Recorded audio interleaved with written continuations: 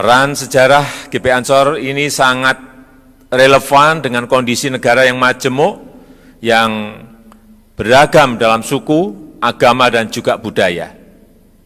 Keragaman dan perbedaan bukanlah kelemahan, melainkan sebuah kekuatan yang kalau disatukan akan membuat negara dan bangsa kita menjadi negara maju yang berdiri sejajar dengan negara-negara lain di dunia.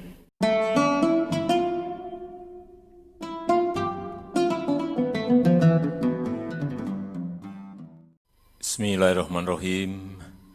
Assalamualaikum warahmatullahi wabarakatuh. Selamat siang, salam sejahtera bagi kita semuanya. Yang saya hormati para Menteri Kabinet Indonesia Maju, Gubernur Sulawesi Utara beserta Wakil Gubernur dan Forkompinda. Yang saya hormati, yang mulia para alim ulama, para habaib, para kiai, para tokoh agama, tokoh masyarakat. Yang saya hormati Ketua Umum, Pengurus Besar Nahdlatul Ulama, Ketua MUI yang saya hormati. Yang saya hormati Ketua Umum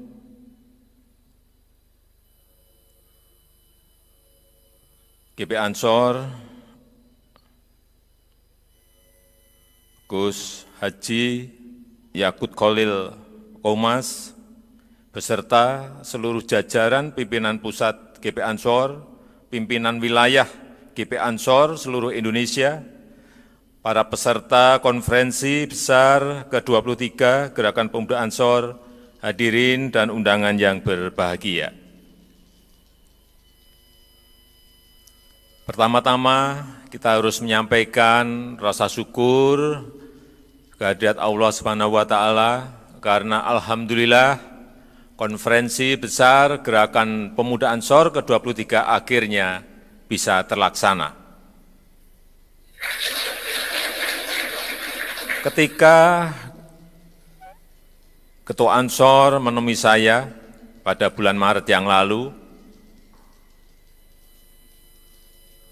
saya sepakat agar konferensi besar ini ditunda karena saat itu kita fokus menghadapi pandemi. Namun ternyata pandemi membuka ruang percepatan inovasi teknologi, sehingga konferensi besar bisa diselenggarakan dengan cara-cara yang baru, yaitu dengan cara virtual. Di saat kita menghadapi pandemi seperti saat ini, konferensi besar dengan cara virtual telah menjadi sebuah kenormalan baru, menjadi sebuah normal baru. Berbagai aktivitas yang sifatnya tatap muka langsung kita batasi dan digantikan dengan model interaksi dengan menggunakan media daring. Saya yakin cara-cara baru ini tidak mengurangi semangat kita untuk membicarakan masalah keumatan maupun soal-soal kebangsaan yang kita hadapi. Hadirin yang saya hormati, GP Ansor yang lahir dari rahim Nahdlatul Ulama mewarisi semangat para ulama, hubul waton minal iman, mencintai tanah air adalah sebagian dari iman. Warisan semangat para ulama inilah yang membuat GP Ansor selalu dibutuhkan kehadirannya dalam kehidupan berbangsa dan bernegara. Dan ini telah dibuktikan oleh GP Ansor dalam kiprahnya selama lebih dari setengah abad untuk terus berdiri, kokoh, memainkan peran sebagai simpul kebangsaan. Ini yang saya sejak lama sangat mengapresiasi dan menghargai kiprah GP Ansor. GP Ansor telah teruji mampu menjadi perekat di tengah keragaman dan perbedaan, bahkan kehadiran Banser GP Ansor telah ikut memberikan rasa aman bagi semua anak bangsa dalam menjalin tali persaudaraan. Ini yang juga saya sampaikan apresiasi dan penghargaan yang tinggi. Peran sejarah GP Ansor ini sangat relevan dengan kondisi negara yang majemuk, yang beragam dalam suku, agama, dan juga budaya. Keragaman dan perbedaan bukanlah kelemahan, melainkan sebuah kekuatan yang kalau disatukan akan membuat negara dan bangsa kita menjadi negara maju yang berdiri sejajar dengan negara-negara lain di dunia. Dalam kehidupan demokrasi, perbedaan dalam kemajemukan pasti sebuah keniscayaan. Sistem demokrasi di negara kita telah memberikan ruang kebebasan untuk menyatakan pendapat. Namun, ruang kebebasan itu justru sering dibajak untuk mengklaim dirinya paling benar dan yang lain dipersalahkan. Lalu merasa berhak memaksakan kehendak karena merasa paling benar. Karena itu, saya berharap seluruh kader GP Ansor meneladani sikap terpuji yang diambil para ulama untuk selalu tawasud, tawazun, iktidal, tasamud, tanpa menghilangkan semangat amar ma'ruf nahi mungkar. Hadirin yang saya muliakan, salah satu ujian terberat yang dihadapi umat manusia di seluruh dunia sekarang ini, termasuk Indonesia, adalah pandemi COVID. Jutaan orang di seluruh dunia dinyatakan positif terpapar COVID. Hari ini, pagi tadi saya mendapatkan laporan, ada 30.299.000 di seluruh dunia yang terpapar COVID. Dan ratusan ribu telah meninggal dunia, tepatnya 949.000 meninggal karena COVID. Pandemi ini juga menimbulkan kecemasan dan ketakutan yang luar biasa.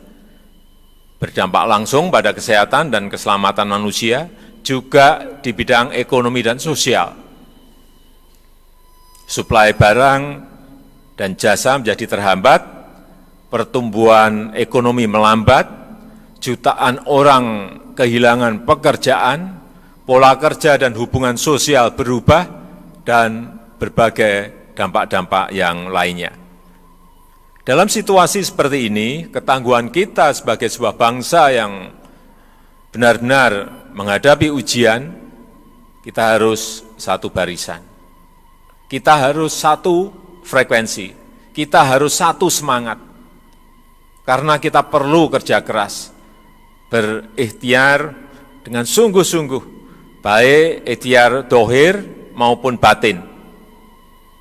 Ikhtiar dohir antara lain menjaga pola hidup bersih, sebagaimana diajarkan Islam, mengikuti protokol kesehatan dengan memakai masker, menjaga jarak, dan sering-sering mencuci tangan, menjaga wudhu, mengkonsumsi makanan yang halal dan thayyib yang baik, sehat dan bergizi, olahraga yang cukup dan teratur, serta juga istirahat yang cukup dan tidak stres, ini yang penting.